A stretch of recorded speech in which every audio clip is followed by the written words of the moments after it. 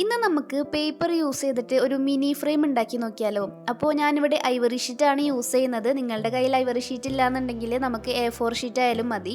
പിന്നെ ആദ്യം തന്നെ നമുക്ക് ഒന്ന് മെഷർമെൻറ്റ് എടുക്കണം. അപ്പോൾ ലെങ്ത്ത് 22 സെൻറ്റിമീറ്ററും ബ്രെഡ്ത്ത് 20 സെൻറ്റിമീറ്ററും വരുന്ന രീതിയിൽ ഒന്ന് വരച്ചിട്ട് കട്ട് ചെയ്തെടുക്കണം. അപ്പോൾ ഇങ്ങനെ നമ്മൾ മെഷർമെൻറ്റ് എടുക്കുന്ന സമയത്ത് ഒരു സിമ്പിളായിട്ടുള്ള ടെക്നിക്ക് ഞാൻ പറഞ്ഞുതരാം. നമ്മൾ സ്കെയിൽ വെച്ചിട്ട് ഇടയിലിടയിൽ ഇതുപോലെ 22 സെൻറ്റിമീറ്റർ ഒന്ന് ഡോട്ട് ചെയ്ത് കൊടുക്കുക. അപ്പോൾ ഇങ്ങനെ ചെയ്ത് കഴിഞ്ഞിട്ട് നമ്മൾ ആ ഡോട്ട് ഇട്ട സ്ഥലത്ത് സ്കെയിൽ വെച്ചിട്ട് കറക്റ്റ് ആക്കിയിട്ട് ഒന്ന് വരച്ചു കൊടുത്തു കഴിഞ്ഞാൽ എല്ലാ സൈഡിലും 22 സെൻറ്റിമീറ്റർ കറക്റ്റായിട്ട് കിട്ടും. അതുപോലെ തന്നെ ഞാൻ ഓപ്പോസിറ്റ് സൈഡിൽ 20 സെൻറ്റിമീറ്റർ മാർക്ക് ചെയ്തിട്ട് ഡോട്ട് ചെയ്ത് കൊടുക്കുന്നുണ്ട്. എന്നിട്ട് സ്കെയിൽ വെച്ചിട്ട് അതിൻ്റെ മുകളിൽ കൂടെ ഒന്ന് വരച്ചു കൊടുക്കുന്നുണ്ട് കേട്ടോ. അപ്പോൾ ഇങ്ങനെ ചെയ്യുന്ന സമയത്ത് നമുക്ക് എല്ലാ സൈഡും ഈക്വലായിട്ട് തന്നെ വരയ്ക്കാൻ പറ്റും. അങ്ങനെ വരച്ച് കഴിഞ്ഞിട്ട് നമുക്കിതിനൊന്ന് കട്ട് ചെയ്തെടുക്കണം. അപ്പോൾ ആ വരച്ച ലൈനുമേ കൂടെ കറക്റ്റായിട്ടൊന്ന് വെച്ച് കട്ട് ചെയ്തെടുക്കുക. പിന്നെ നമ്മുടെ കുറേ സബ്സ്ക്രൈബേഴ്സ് ഗീവ് അവേയുടെ എന്തായി എന്നൊക്കെ ചോദിച്ചിട്ട് കമൻറ്റ് ഇട്ടിട്ടുണ്ടായിരുന്നു. ഞാനപ്പോൾ ഗീവ് അവേയുടെ വിന്നറിനെ സെലക്ട് ചെയ്യുന്നത് ഫെബ്രുവരി 1 ഞാൻ പറഞ്ഞിട്ടുണ്ടായിരുന്നു. അതുപോലെ തന്നെ ജനുവരി 31 വരെ നിങ്ങൾക്ക് സമയമുണ്ട് ഗീവ് അവേയിൽ പാർട്ടിസിപ്പേറ്റ് ചെയ്യാനായിട്ട്. അപ്പോൾ ഇതുവരെ ആരും ചെയ്തിട്ടില്ലെങ്കിൽ പെട്ടെന്ന് പോയിട്ട് പാർട്ടിസിപ്പേറ്റ് ചെയ്തോ. എങ്ങനെയാണ് കറക്റ്റായിട്ട് പാർട്ടിസിപ്പേറ്റ് ചെയ്യേണ്ടതെന്നൊക്കെ ഞാൻ ആ ഒരു വീഡിയോയിൽ ഡീറ്റെയിൽ ആയിട്ട് പറഞ്ഞിട്ടുണ്ട് കേട്ടോ. നമ്മുടെ ഗീവ് അവേ അനൗൺസ് ചെയ്യുന്ന വീഡിയോയിൽ പറഞ്ഞിട്ടുണ്ട്. അപ്പോൾ ഇതാ നമ്മൾ കറക്റ്റായിട്ട് കട്ട് ചെയ്തെടുത്തിട്ടുണ്ട്. നീളം 22 സെൻറ്റിമീറ്ററും വീതി 20 സെൻറ്റിമീറ്ററിലായിട്ടൊന്ന് കട്ട് ചെയ്തെടുത്തിട്ടുണ്ട്. ഇനി നമുക്ക് എല്ലാ സൈഡിലും 1 സെൻറ്റിമീറ്റർ വീതിയിൽ 4 ലൈൻസ് വരച്ചു കൊടുക്കണം. അപ്പോൾ ഞാൻ ആദ്യം ചെയ്ത പോലെ തന്നെ 1 സെൻറ്റിമീറ്റർ വീതിയിൽ ഇതുപോലെ ഡോട്ടാണ് ഇട്ട് കൊടുക്കുന്നത്. അപ്പോൾ സ്കെയിൽ വെച്ചിട്ട് നമ്മൾ 1 സെൻറ്റിമീറ്ററിൻ്റെ അവിടെ വെക്കുക, പിന്നെ 2 സെൻറ്റിമീറ്ററിൻ്റെ അവിടെ ഒരു ഡോട്ട്, പിന്നെ 3യുടെ അവിടെ, പിന്നെ 4ൻ്റെ അവിടെ, അങ്ങനെ 2 സൈഡിലും ഡോട്ട് ഇട്ട് കൊടുത്തിട്ട് ഇതുപോലെ ലൈൻസ് വരച്ചൊന്ന് ജോയിൻ ചെയ്ത് കൊടുത്തു കഴിഞ്ഞാൽ നമുക്ക് കറക്റ്റായിട്ട് തന്നെ അത് കിട്ടും. അപ്പോൾ ഞാൻ ആ ഡോട്ട് ഇട്ട സ്ഥലത്ത് കൂടെ കറക്റ്റായിട്ടൊന്ന് വരച്ചു കൊടുക്കുന്നുണ്ട്. നമുക്കപ്പോൾ ഇതുപോലെ തന്നെ 4 സൈഡിലും ചെയ്തെടുക്കണം. അപ്പോൾ ഇതുപോലെയാണ് വരച്ചെടുക്കേണ്ടത് കേട്ടോ. 1 സെൻറ്റിമീറ്റർ വീതിയിൽ 4 ലൈൻസ്, അതായത് മൊത്തത്തിൽ 4 സെൻറ്റിമീറ്റർ വീതിയിൽ വരച്ചെടുക്കണം. അപ്പോൾ ഞാൻ ഈ ബാക്കി 3 സൈഡും കൂടെ വരച്ചിട്ട് കാണിച്ചു തരാം. അപ്പോൾ നമ്മൾ 4 സൈഡിലും ഈക്വലായിട്ട് 1 സെൻറ്റിമീറ്ററിൽ വരച്ചിട്ടുണ്ട്. ഇനി നമുക്ക് ഈ കാണുന്ന സ്ക്വയേഴ്സ് ആവശ്യമില്ല. അപ്പോൾ ആ ഒരു ഷേപ്പിലുള്ളത് നമുക്കൊന്ന് കട്ട് ചെയ്ത് കളയാം. ആ വരച്ചിട്ടുള്ള കറക്റ്റായിട്ടുള്ള ലൈനുമേൽ വെച്ചിട്ടൊന്ന് കട്ട് ചെയ്ത് കളയാം കേട്ടോ. 4 സൈഡ്സിലെയും ഇതുപോലത്തെ സ്ക്വയർ ഷേപ്പ് നമുക്ക് കട്ട് ചെയ്ത് റിമൂവ് ചെയ്യാം. അത് നമുക്ക് ആവശ്യമില്ല. അപ്പോൾ അത് കട്ട് ചെയ്ത് റിമൂവ് ചെയ്തിട്ടുണ്ട്. ഇനി ഉള്ള മെഷർമെൻറ്റ് നിങ്ങളെല്ലാവരും ശ്രദ്ധിച്ച് കണ്ടോ. ഈ ഒരു സൈഡിൽ 1 സെൻറ്റിമീറ്റർ ആക്കി ഒന്ന് വരച്ചു കൊടുക്കുക. അതുപോലെ തന്നെ ആ മിഡിൽ ഭാഗത്ത് 1 സെൻറ്റിമീറ്റർ ആക്കിയിട്ടൊന്ന് വരച്ചു കൊടുക്കുക. നിങ്ങളിത് നോക്കിയിട്ട് കറക്റ്റായിട്ട് ചെയ്ത് കഴിഞ്ഞാൽ നമുക്ക് കറക്റ്റായിട്ട് തന്നെ കിട്ടും. ഞാൻ എക്സ്പ്ലെയിൻ ചെയ്ത് കഴിഞ്ഞാൽ നിങ്ങൾക്കത് മനസ്സിലാവാൻ ചാൻസ് ഇല്ല. അതുകൊണ്ടാണ് നോക്കി ചെയ്താൽ മതി എന്ന് പറയുന്നത്. ഞാൻ ഡീറ്റെയിൽ ആയിട്ട് തന്നെ കാണിക്കുന്നുണ്ട്, സ്പീഡിലൊന്നും ഇട്ടിട്ടില്ല. അപ്പോൾ നമ്മൾ ആ 2 സൈഡിൽ വരച്ച് കഴിഞ്ഞിട്ട് നേരെ ഓപ്പോസിറ്റ് സൈഡിലാണ് വരയ്ക്കേണ്ടത്. മറ്റേ 2 സൈഡിൽ വരയ്ക്കേണ്ട കേട്ടോ. അപ്പോൾ നമ്മൾ ഇതുപോലെ വരച്ചിട്ട് ആ വരച്ച ഭാഗത്തൊന്ന് കട്ട് ചെയ്ത് കളയണം. നമ്മൾ ആ 1 സെൻറ്റിമീറ്റർ വരച്ച ഭാഗത്തെ ഒന്ന് കട്ട് ചെയ്ത് കളയാം. പിന്നെ പ്രത്യേകം ശ്രദ്ധിക്കണം, അപ്പുറത്തെ സൈഡ് 2 സൈഡിലും നമ്മൾ വരയ്ക്കരുത്. ഓപ്പോസിറ്റ് സൈഡ് 2 സൈഡിൽ മാത്രം വരയ്ക്കാൻ പാടുള്ളൂ.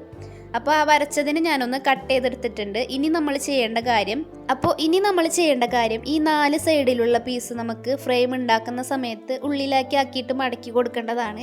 അപ്പോൾ ആ മടക്കാനായിട്ട് എളുപ്പത്തിന് വേണ്ടിയിട്ട് സ്കെയിൽ നമ്മൾ ആ ലൈനുമേൽ വെച്ചിട്ട് ഇതുപോലെ ഒന്ന് മടക്കിയിട്ട് പ്രസ് ചെയ്തിട്ടൊന്ന് മടക്കി കൊടുക്കുക. അപ്പോൾ നമുക്ക് ഉള്ളിലേക്ക് മടക്കാനായിട്ട് നല്ല സിമ്പിളായിട്ട് പറ്റും. അപ്പോൾ ഞാൻ 4 സൈഡും മടക്കിയിട്ടുണ്ട്. ഇനിയത്തെ സ്റ്റെപ്പാണ് കുറച്ച് ടഫായിട്ടുള്ളത്. അതായത് എനിക്ക് ഒറ്റ പ്രാവശ്യം ചെയ്തപ്പോഴൊന്നും ഓക്കെ ആയിട്ടുണ്ടായിരുന്നില്ല. ഞാനപ്പോൾ എന്താ ചെയ്തതെന്ന് പറഞ്ഞാൽ ആദ്യം കുറച്ച് A4 ഷീറ്റൊക്കെ എടുത്തൊന്ന് ട്രൈ ചെയ്ത് നോക്കിയിട്ടാണ് നമ്മുടെ ഐവറി ഷീറ്റ് വെച്ചിട്ട് ചെയ്ത് നോക്കുന്നത്. വേറെ ഒന്നുമില്ല, നമ്മൾ ആ മടക്കിയ ഭാഗം ഇതുപോലെ ഉള്ളിലേക്കാക്കിയിട്ടൊന്ന് മടക്കി കൊടുക്കാം. നമ്മൾ ആ 4 സൈഡും ഉള്ളിലേക്ക് മടക്കി വരുമ്പോൾ ഓരോ സൈഡിൻ്റെ ഉള്ളിലേക്കും ഓരോ സൈഡാക്കിയിട്ട് നമുക്ക് മടക്കാൻ പറ്റും. അത് നിങ്ങളൊന്ന് ചെയ്ത് നോക്കിയാലേ മനസ്സിലാവുള്ളൂ. അപ്പോൾ ഞാൻ പെട്ടെന്നൊന്നല്ല, ഒരു 5-6 മിനിറ്റ് ഇതുമേൽ പോയിട്ടുണ്ട്. ഫ്രെയിം എന്തായാലും സെറ്റപ്പ് ആയിട്ടുണ്ട്. ഇനി നിങ്ങൾക്ക് വേണമെന്നുണ്ടെങ്കിൽ 4 സൈഡിലും കുറച്ച് പശ തേച്ചിട്ട് ഒട്ടിച്ചിട്ടൊന്ന് സെറ്റാക്കാം. അപ്പോൾ നമ്മുടെ ഫ്രെയിം സെറ്റായിട്ടുണ്ട്, അത് അവിടെ ഇരിക്കട്ടെ. ഇനി നമുക്ക് ഇതിൻ്റെ ഉള്ളിൽ വെക്കാനായിട്ട് എന്തെങ്കിലും ചെയ്യാം.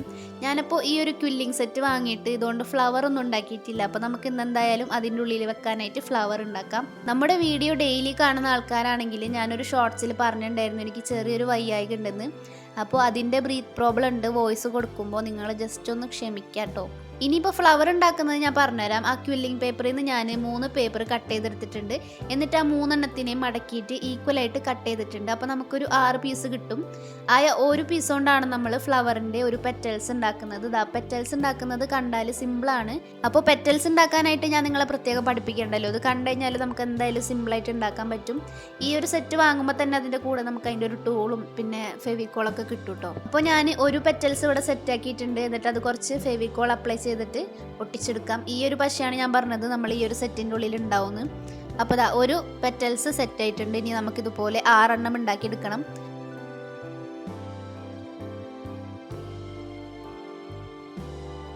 അപ്പോൾ ഞാൻ 6 പെറ്റൽസ് ഇവിടെ സെറ്റ് ആക്കിയിട്ടുണ്ട്. ഇനി ഇതിനൊക്കെ ഒന്ന് ജോയിൻ ചെയ്ത് നമ്മുടെ ഫ്ലവറിൻ്റെ രൂപത്തിലേക്ക് ആക്കിയെടുത്താൽ മതി. അപ്പോൾ ഇത് ഫ്ലവർ ആക്കാനായിട്ട് ഓരോ പെറ്റൽസ് എടുക്കുക, അതിൻ്റെ ഇടയിൽ കുറച്ച് പശ തേക്കുക, എന്നിട്ട് അടുത്ത പെറ്റൽസ് വെക്കുക. അങ്ങനെ 6 വെച്ച് കഴിയുമ്പോൾ നമുക്ക് നല്ലൊരു അടിപൊളി ഫ്ലവറിൻ്റെ ഷേപ്പിൽ കിട്ടും. അപ്പോൾ ഞാൻ ഇതുപോലെ ഒരു 5-6 ഫ്ലവേഴ്സ് ഉണ്ടാക്കിയെടുത്തിട്ടുണ്ട്. ഇതാണ് നമ്മുടെ ഫ്ലവറിൻ്റെ ഫൈനൽ ലുക്ക്. ഇനി ഇതിനെ കുറച്ചും കൂടെ ലുക്കാക്കാനായിട്ട് നടുക്കിൽ കുറച്ച് ബീഡ്സ് ഒക്കെ ഒട്ടിച്ചു കൊടുത്താൽ രസമുണ്ടാവും. ഇപ്പോൾ എൻ്റെ കയ്യിൽ അതൊന്നും ഇല്ല. അപ്പോൾ ഞാൻ 6 ഫ്ലവേഴ്സ് ഉണ്ടാക്കിയിട്ടുണ്ട്. അതുപോലെ തന്നെ കുറച്ച് ലീവ്സും ഉണ്ടാക്കിയിട്ടുണ്ട്. ലീവ്സ് ഉണ്ടാക്കാനായിട്ട് ഞാൻ നിങ്ങൾക്ക് പറഞ്ഞിട്ടുണ്ടല്ലോ, നമ്മൾ ഫ്ലവറിൻ്റെ ഒരു പെറ്റൽ ഉണ്ടാക്കിയ പോലെ തന്നെയാണ് ലീവ്സ് ഉണ്ടാക്കേണ്ടത്. പിന്നെ ഞാൻ ഈ ഫ്ലവേഴ്സൊക്കെ നമ്മുടെ ഫ്രെയിമിൻ്റെ ബോർഡറിൽ വെക്കാമെന്നാണ് വിചാരിച്ചത്. പക്ഷേ ബോർഡർ ഭയങ്കരമായിട്ട് കുഞ്ഞായിപ്പോയി. അപ്പോൾ പിന്നെ നമുക്ക് ഫ്രെയിമിൻ്റെ ഉള്ളിലായിട്ട് വെക്കാം. അപ്പോൾ ആദ്യം തന്നെ ഞാനിതൊന്ന് വെച്ച് നോക്കുകയാണ് എങ്ങനെ വെച്ചാലാണ് ഭംഗി എന്നൊക്കെ. അപ്പോൾ ഇതുപോലെ ഒന്ന് അറേഞ്ച് ചെയ്ത് വെച്ച് കൊടുത്തിട്ട് നമുക്ക് ഒട്ടിച്ചെടുക്കാം.